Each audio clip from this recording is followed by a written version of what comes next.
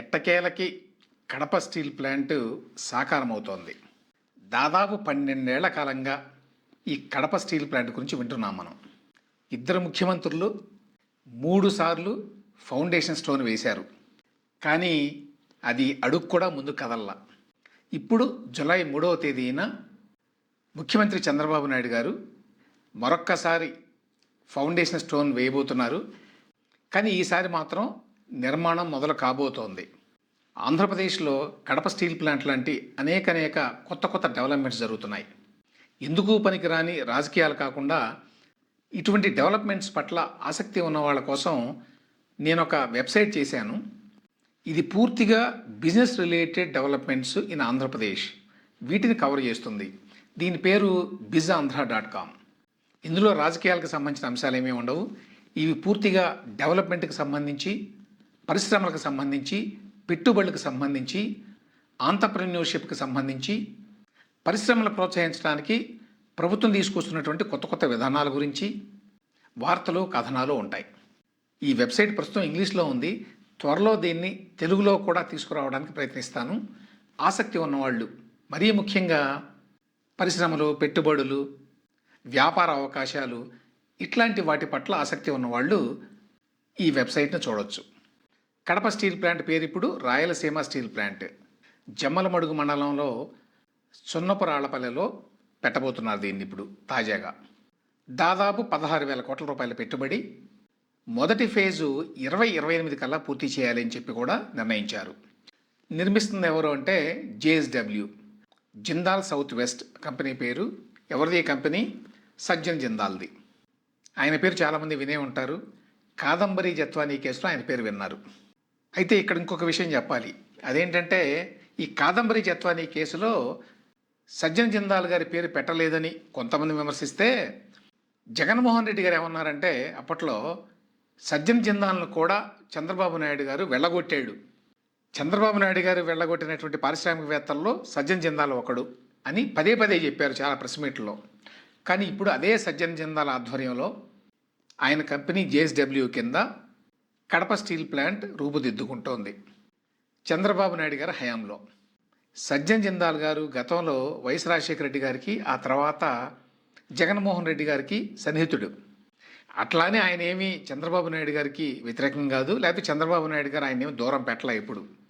కానీ జగనే ఊహించుకున్నట్టున్నాడు, నాకు చాలా సన్నిహితం కాబట్టి చంద్రబాబు నాయుడు గారు ఇతన్ని రానివ్వడు, కాబట్టి కడప స్టీల్ ప్లాంట్ అనేది ఎన్నటికీ సాకారం కాదు, దాని నిర్మాణం జరగదు, కాబట్టి అది ఎప్పటికీ ఒక పాయింట్ కింద ఉంటుంది మాట్లాడడానికి నాకు అని చెప్పి అనుకున్నాడు. కానీ దురదృష్టవశాత్తు చంద్రబాబు నాయుడు గారు ఈ విషయంలో చాలా ముందుకు వెళ్ళాడు.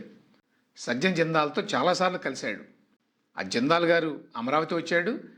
అలాగే చంద్రబాబు నాయుడు గారు ఢిల్లీ వెళ్ళినప్పుడు కూడా అతన్ని కలిశారు ఈ రాయలసీమ ప్లాంట్ గురించే. ఇప్పుడు అనుకుంటున్నట్టు నిజంగానే 2028 కల్లా ఫేజ్ 1 అంటే ఆపరేషన్స్ కనుక మొదలైతే అది ఖచ్చితంగా చంద్రబాబు నాయుడు గారికి క్రెడిటే. లేట్ అవ్వడం వల్ల జరిగేటువంటి ఒక మంచి ఏంటంటే ఇప్పుడు స్టీల్ టెక్నాలజీ చాలా మారిపోయింది. ఈ మారిపోయిన టెక్నాలజీని ఇప్పుడు వాడబోతున్నారు కడప స్టీల్ ప్లాంట్లో. గ్రీన్ స్టీల్ టెక్నాలజీ అట ఇది. అంటే eco friendly scrap based electric arc furnace technology అట. ఇవి ట్రెడిషనల్ కోల్ ఫైర్డ్ మెథడ్స్ ఏవైతే ఉన్నాయో వాటిని బైపాస్ చేస్తారట. అదేవిధంగా రెన్యూవబుల్ ఎనర్జీ వాడతారట ఈ ప్లాంట్లో. APIIC వాళ్ళు ఇప్పటికే అన్ని సౌకర్యాలు కల్పించారట. దీనికి వాటర్ కావాలి కదా, 2 TMC నీళ్లు కేటాయించారు గండికోట రిజర్వాయర్ నుంచి. అలాగే లాజిస్టిక్స్ అంటే రోడ్డు కావాలి, రైల్వే లైన్ కావాలి. So 12 kilometer 4 lane road connecting to national highway 67 already పూర్తి చేశారట.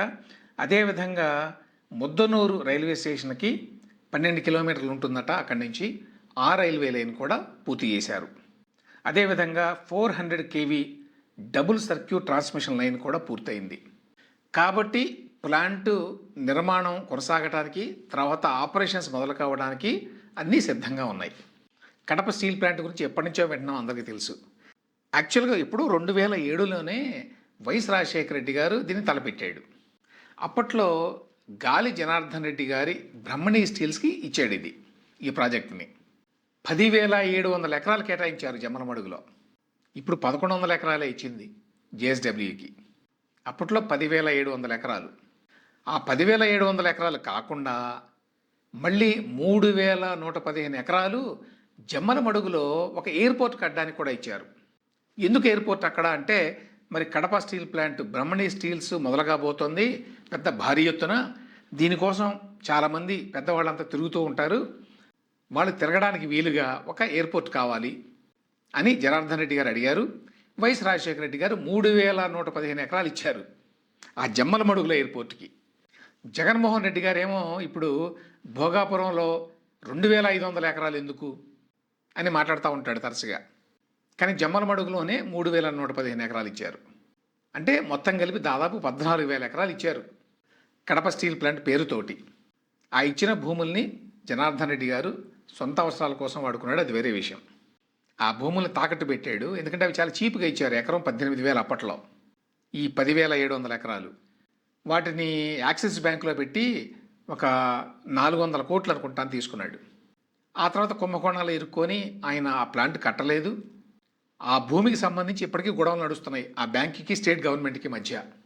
ఆ తర్వాత 2014లో రాష్ట్ర విభజన అప్పుడు ఈ విభజన చట్టంలో పెట్టారు దీన్ని, రాయలసీమ ప్రాంత అభివృద్ధి కోసం ఈ కడప స్టీల్ ప్లాంట్ కట్టాలి అని. దీనికి సంబంధించి steel authority of India SAIL వాళ్ళు ఒక ఫీజిబిలిటీ రిపోర్ట్ ఇవ్వాలి అని కూడా రాశారు అందులో. అయితే తర్వాత ఏమైంది, 2014లో చంద్రబాబు నాయుడు గారి ప్రభుత్వం వచ్చింది. కానీ సెయిల్ వాళ్ళు ఏమని రిపోర్ట్ ఇచ్చారు, ఇక్కడ హైగ్రేడ్ స్టీల్ దొరకదు, ఆపరేషనల్ ఫీజిబిలిటీ లేదు, అందువల్ల ఇక్కడ కట్టడం కుదరదు అని చెప్పి ఆ విధంగా కడప స్టీల్ ప్లాంట్ నిర్మాణానికి నీళ్లు చల్లారు వాళ్ళు. సెంట్రల్ గవర్నమెంట్ కట్టేట్టుగా లేదని చెప్పి అర్థమయ్యి చంద్రబాబు నాయుడు గారు 2018లో సొంతంగా మేము నిర్మిస్తామని చెప్పి ఫౌండేషన్ స్టోన్ వేశారు. అప్పుడు కంబాల దిన్నెలో పెట్టాలని చెప్పి అనుకున్నారు, అది కాలేదు. తర్వాత జగన్మోహన్ రెడ్డి గారు అధికారంలోకి వచ్చారు. ఆయన వచ్చిన తర్వాత ఇదిగో చంద్రబాబు నాయుడు రాయలసీమకి ఏం చేయడు, నేను ఎట్టి పరిస్థితుల్లో కడప స్టీల్ ప్లాంట్ కట్టబోతున్నాను అని చెప్పారు. చెప్పి ఆయన డిసెంబర్ 2019లో మళ్ళీ ఫౌండేషన్ స్టోన్ వేశారు. అప్పుడు ఏపీ హైగ్రేడ్ స్టీల్స్ లిమిటెడ్ అని చెప్పి స్పెషల్ పర్పస్ వెహికల్ని పెట్టి ఈ శిలాఫలకం వేశారు. ఇది ఎక్కడ, గతంలో ఉన్నటువంటి కంబాల దిన్నెలో కాదు, మార్చారు దీన్ని ఈ సున్నపరాళ్లపల్లెలో. అక్కడే ఇప్పుడు కూడా కట్టబోతున్నారు. కానీ అప్పుడు కూడా కాలేదు. ఒకసారి 2019లో ఫౌండేషన్ స్టోన్ వేశారు జగన్మోహన్ రెడ్డి గారు. కాకపోతే మళ్ళీ 2023లో ఈ జేఎస్డబ్ల్యూ తోటి టైఅప్ పెట్టుకున్నారు. జగన్మోహన్ రెడ్డి గారే ఈ టైఅప్ పెట్టుకుంది జేఎస్డబ్ల్యూ సజ్జన్ జిందాల్తోటి. అప్పుడు ఒక శిలాఫలకం వేశారు. అప్పుడు సజ్జన్ జిందాల్ గారు కూడా వచ్చారు ఆ కార్యక్రమానికి. ఇదిగో కట్టేస్తామన్నారు అప్పుడు, కానీ కాలేదు. మళ్ళీ అప్పట్లో ఏం చెప్పారంటే 3 ఏళ్లలో నిర్మాణం పూర్తవుతుందన్నారు. 23లో అంటే 26 ఇప్పటికీ అయిపోవాలి యాక్చువల్గా, కానీ అంగుళం కూడా కదల్లా. దానికి కారణం ఏంటంటే చాలా స్ట్రక్చరల్ అడ్జస్ట్మెంట్లు చేయాలి, చాలా వ్యవహారాలు ఉన్నాయి పాలసీకి సంబంధించి, అవన్నీ చేయాలి. అవన్నీ చేయకుండా నిర్మాణం మొదలు పెట్టమంటే వాళ్ళు మొదలు పెట్టరు, ఏ ఇండస్ట్రియలిస్ట్ కూడా. కానీ ఇప్పుడు చంద్రబాబు నాయుడు గారి ప్రభుత్వం వచ్చిన తర్వాత ఏమేమి అవసరాలు ఉన్నాయో వాటన్నిటినీ కూడా తీర్చి ఫాలోఅప్ చేసి ఇప్పుడు మళ్ళీ ఇంకో శిలాఫలకం వేయబోతున్నారు. కాకపోతే ఇప్పుడు ఉన్నటువంటి సూచనలను బట్టి ఈసారి మాత్రం ఎట్టి పరిస్థితుల్లో ఈ నిర్మాణం మొదలు కాబోతోంది అని చెప్పి అనుకోవచ్చు. జూలై 3వ తేదీన ఈ శిలాఫలకం కార్యక్రమం ఉంటుంది. ఆ తర్వాత 2 ఏళ్లలో ఈ ప్లాంట్ని ఆపరేషనలైజ్ చేయాలి అంటే మొదట ఫేజ్ నిర్మాణం పూర్తి కావాలి అప్పటికి. ఈసారైనా సరే పూర్తవుతుందని ఆశిద్దాం.